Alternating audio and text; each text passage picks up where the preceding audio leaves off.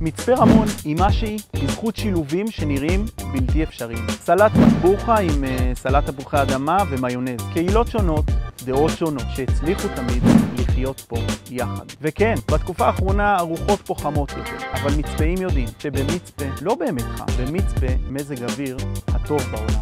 אני מאמין שמה שרואים על פני השטח הוא לא הסיפור במלואו. מלחמות זה אולי טוב ללייקים בפייסבוק, מלחמות פועלות על רגש של פחד, אבל אני מאמין ש5 השנים הבאות יכולות להיות הטובות ביותר עבור היישוב שלנו. שימשתי כעוזר ראש המועצה, ממלא מקום מנכ"ל, וב6 השנים האחרונות גזבר המועצה. אני מכיר את המערכת לאורך, לרוחב ולעומק. הניסיון שצברתי הכין אותי לכל אתגר שעומד לפתחנו. ויש אתגרים, אבל הם לא יפתיעו אותי, כי אני מכיר אותם ומוכן לקראתם, עם תוכנית עבודה סדורה בתחומים כמו חינוך, תיירות, רווחה, ביטחון, גינון וניקיון, שירותי רפואה, קהילתיות ועוד. יש עוד עבודה רבה, מי כמוני יודע, ומי כמוני מחכה כבר להתחיל, או יותר נכון להמשיך. בכל פינה ביישוב אפשר כבר לראות את תנופת הפיתוח האדירה שהבאנו בעשור האחרון.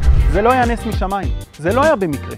הצלחנו בזכות אמון גדול של השלטון המרכזי בדרך הניהול של המועצה, בזכות קשרים טובים שיצרנו עם חברי כנסת, גורמים המקצועיים במשרדי הממשלה וארגונים פילנתרופיים. את הדבר הזה אי אפשר ליצור יש מאין. יש פה בסיס חזק ואמיתי של שיתוף פעולה, שמי שמבין בניהול עיר יודע שבלעדיו אי אפשר להתקדם אפילו צעד אחד. אני יוצא למערכת הבחירות הזו אחרי עשרות פגישות עם תושבים, אישי ציבור ודמויות מפתח בחברה הישראלית שהביעו תמיכה אישית בדרך שלי ובכישורים שלי. למרות שמצפה היא עיירה קטנה, מצפה הפכה לסמל ישראלי. רבים אוהבים אותה ורוצים בהצלחתה, תחת הנהגה נכונה ומנוסה. אני יכול להבטיח לכם שאחרי שאנצח בעזרת השם בבחירות, אף צד לא ירגיש שהוא הפסיד. יהיה מקום סביב השולחן לכולם, ואם צריך, נפתח עוד שולחן. תחת ההנהגה שלי נחזק את כל הקהילות ונביא לכאן משפחות חדשות. אני מאמין בכם, אני מאמין ביכולות שלי, אני מאמין במצפה רמון. כי רק יחד, הטוב המשותף ינצח.